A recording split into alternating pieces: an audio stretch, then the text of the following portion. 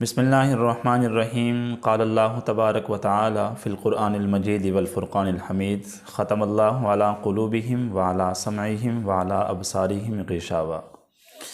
اللہ تعالیٰ نے ان کے دلوں پر اور ان کے کانوں پر مہر لگا دی ہے اور ان کی آنکھوں پر پردہ ہے۔ یہاں پر ایک اعتراض ہوتا ہے کہ جب اللہ تعالیٰ نے کفار کے دلوں پر، کانوں پر مہر لگا دی ہے اور آنکھوں پر پردہ ڈال دیا ہے، تو پھر ان کو دعوت دینا، ان کو توحید کے راستے کی طرف بلانا، اس کی کیا وجہ ہے؟ تو اس کا جواب مفسرین یوں بیان کرتے ہیں کہ اللہ تعالیٰ نے یہ جو مہر لگائی ہے، اس مہر لگانے کی وجہ عارضی سزا ہے۔ ایسا نہیں ہے کہ اللہ نے پیدائش سے پہلے ہی ان کے دلوں پر، ان کے کانوں پر اور ان کی آنکھوں پر پردے ڈال دیے، ایسا نہیں، بلکہ اللہ تعالیٰ نے بطور سزا کے ان کے کانوں اور آنکھوں پر پردہ ڈالا ہے۔ ماں کے پیٹ میں اللہ تعالیٰ نے ان کے لیے یہ فیصلہ نہیں کیا تھا کہ یہ کافر ہوں گے، یہ یہودی ہوں گے، یہ مشرک ہوں گے، یہ سکھ یا عیسائی ہوں گے، بلکہ فرمایا کل مولود یولد علی الفطرہ، ہر بچہ فطرت سلیمہ پر پیدا ہوتا ہے، پھر وہ ماحول اور تربیت کے مطابق یہودی، ماجوسی یا سکھ اور عیسائی وغیرہ ہو جاتا ہے، یہاں تک اپنی فطرت سلیمہ کو بگاڑ لیتا ہے، وہ کفر میں، شرک میں یا نفاق میں مبتلا ہو جاتا ہے۔ فرمایا کہ بل طبع اللہ علیہا بکفرہم، اللہ تعالیٰ نے ان کے کفر اور اس پر اصرار کی وجہ سے ٹھپا لگا دیا، نہ کہ روز اول سے۔ ایسا نہیں کہ اللہ تعالیٰ نے ان پر مہر لگا کر بند کر دیا۔ قرآن کہتے ہیں نولیہ ما تولی، آدمی جس کی طرف جانا چاہتا ہے خدا اسی کی طرف توفیق دے دیتا ہے۔ خدا اللہ تعالیٰ کی طرف سے توفیق ہوتی ہے، مگر ارادہ تو انسان کا ہوتا ہے نا۔ ارادے کی حد تک انسان کو اللہ تعالیٰ نے اختیار دیا ہے، اور شریعت کے اسلام میں اسے کسب کہتے ہیں۔ گویا کہ ارادہ انسان کا اپنا ہوتا ہے، توفیق اللہ تعالیٰ کی ہوتی ہے، اور نتیجہ یہ ہوتا ہے کہ وَنُصْلِيهِ جَهَنَّمَ، آخرکار اس کو جہنم میں داخل کریں گے۔ اللہ تعالیٰ کے عطا کردہ اختیار کو اس طریقے سے سمجھیں کہ ایک آدمی تندرست ہے اور ایک آدمی بیماری میں مبتلا ہے، ایسی بیماری جس سے اس کے ہاتھ کانپتے ہوں، تو اگر تندرست انسان سے کوئی گلاس ٹوٹ جائے، تندرست انسان اگر کسی دوسرے کو تھپڑ مارے، تندرست انسان اگر کسی کو شوٹ کر دے، تو جو فعل اس سے ہوا ہے وہ اس فعل کا ذمہ دار ہے۔ اور اگر بیمار ہے، اس کے ہاتھ کانپتے ہیں، اس کے ہاتھ سے کوئی چیز گر جائے یا اس نے کسی کو شوٹ کر دیا ہو، تو جس کے ہاتھ کانپتے ہیں، یہ غیر اختیاری چیز ہے، اور غیر اختیاری پر اللہ تعالیٰ سزا نہیں دیتے۔ جو اختیار سے کام کرتا ہے نا، اس کو قصاص بھی دینا پڑتا ہے، اس کو دیت بھی دینی پڑتی ہے۔ تو وہ بیچارہ مجبور ہے، جس کے ہاتھ کانپتے ہیں اس کو تلوار دے دی جائے، اس تلوار سے کوئی نقصان ہو جائے تو قصاص اس سے نہیں لیا جائے گا، بلکہ اس پر دیت ہوگی۔ معلوم ہوا کہ اللہ تعالیٰ نے جو انسان کو اختیار دیا ہے، یہ ایک محدود اختیار ہے، تو اس کو شریعت میں کسب کہتے ہیں، یعنی کہ اللہ نے دل دیا ہے، اللہ نے عقل سلیم عطا کی ہے، اللہ نے صحیح سلامت کان عطا کیے ہیں، اللہ نے آنکھیں صحیح دی ہیں، اس کے باوجود اگر وہ کوئی روح گردانی کرتا ہے، راستے کو چھوڑ دیتا ہے، اس پر اللہ تعالیٰ مہر لگا دیتے۔ تو ختم اللہ علی قلوبہم وعلی سمعہم وعلی ابصارہم، اس کا مطلب یہ ہے۔ مسلم شریف کی ایک روایت ہے کہ دلوں پر فتنے وار ہوتے ہیں، جس طرح تنکا تنکا جوڑ کر ایک چٹائی تیار ہوتی ہے نا، اسی طرح یکے بعد دیگرے فتنے حملہ آور ہوتے رہتے ہیں، جس کا نتیجہ یہ ہوتا ہے انسان گمراہ ہو جاتا ہے، اس کا دل سیاہ ہو جاتا ہے۔ یہ فتنے گمراہی کی باتیں ہیں جو ایک ایک کر کے حملہ آور ہوتی ہیں۔ اسی طرح حضور صلی اللہ علیہ وسلم نے فرمایا کہ جو شخص ان فتنوں کو قبول کرتا رہتا ہے نا، اس کا دل سیاہ ہو جاتا ہے، وہ گمراہ ہو جاتا ہے، یہاں تک کہ پورے کا پورا دل سیاہ ہو جاتا ہے، اور وہ انسان اس سٹیج پر پہنچ جاتا ہے جہاں پر وہ نیکی کو نیکی نہیں سمجھتا، وہ برائی کو برائی نہیں سمجھتا، جو اس کا دل کرتا ہے وہ کرتا ہے۔ تو شریعت اپنی مرضی کا نام نہیں ہے، شریعت یہ ہے کہ جو حضور علیہ السلام لے کر آئے اس پر عمل کیا جائے۔ شریعت کی مرضی پہ چلنا میری کامیابی ہے، شریعت کو میں اپنی مرضی سے چلاؤں، نہیں، یہ نیکی نہیں ہے۔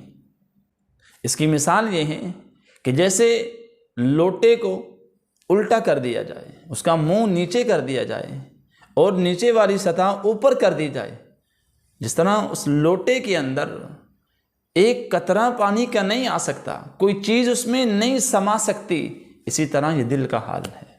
جو فتنوں کو قبول کرتا ہے اس میں کوئی نیکی نہیں آ سکتی، اس کے دل میں نورانیت پیدا نہیں ہو سکتی۔ ہاں، جو شخص ان فتنوں کو قبول نہیں کرتا تو وہ سنگ مرمر کی طرح، جو سفید پتھر ہے اس پتھر کی طرح اس کا دل ہو جاتا، اتنا سفید دل ہو جاتا ہے۔ اللہ کی نورانیت ہوتی ہے تو پھر اس کو نیکی نیکی نظر آتی ہے، برائی برائی نظر آتی ہے۔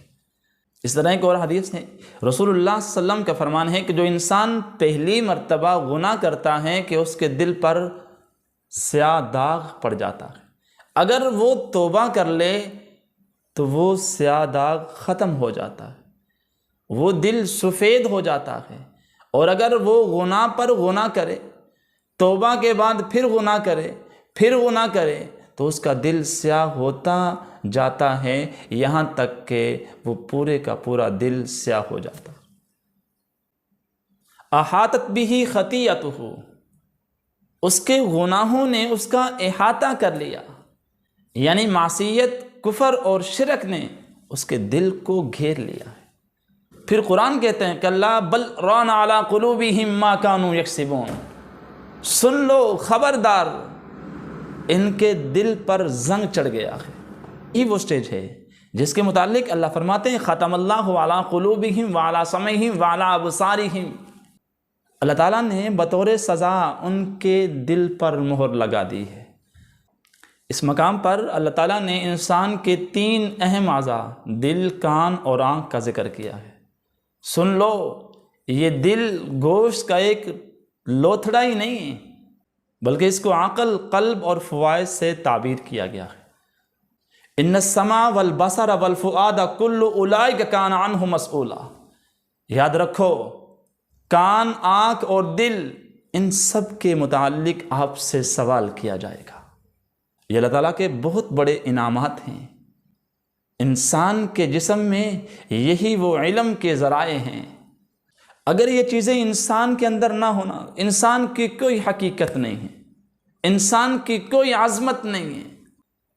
اللہ نے جب آپ کو یہ تمام اعضاء، آنکھیں دی ہیں، کان دیے ہیں، دل دیا ہے، اگر ہم ان کو ان کے صحیح استعمال کی جگہ پر نہیں لے کے آتے، پھر قرآن کہتا ہے سمم بکمن عمیٌ فہم لا یعقلون، بہرے ہیں، گونگے ہیں، اندھے ہیں، فہم لا یعقلون، یا عقل سے کام ہی نہیں لیتے۔ گویا کہ کافروں کی مذمت کو بیان کیا ہے کہ اللہ تعالیٰ نے یہ جو نعمتیں دی ہیں، دل جیسی عظیم نعمت، کہ انسان دل کے ساتھ سمجھے اور غور کرے، کیونکہ یہ دل ہی منبع اخلاق ہے۔ تطلع علی الافئدہ، جہنم کی آگ کا اثر سب سے پہلے ان کے دلوں پر ہوگا، کیونکہ انہوں نے قلب جیسے مرکز اخلاق کو بگاڑا ہے۔ اس وجہ سے سب سے پہلے جہنم کی آگ کا اثر دل پہ ہوگا۔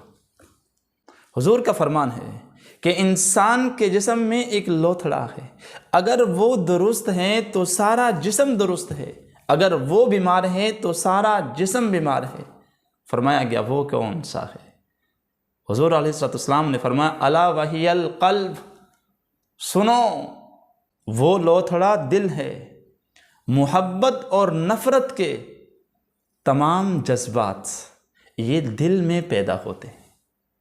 کسی کے کام کرنے اور نہ کرنے سے یہ سارا تعلق دل سے ہوتا ہے۔ علامہ اقبال مرحوم فرماتے ہیں کہ میں نے مسلمان سے زیادہ کسی کو غافل نہیں دیکھا۔ سب سے بڑی وجہ یہ ہے کہ اللہ نے دل جیسی اتنی عظیم نعمت اس کے سینے میں رکھی ہے اور اسے شعور ہی نہیں ہے کہ اللہ نے جو میرے سینے کے اندر دل جیسی دولت رکھی ہے، دل جو مجھے عطا کیا ہے، وہ کتنی بڑی نعمت ہے۔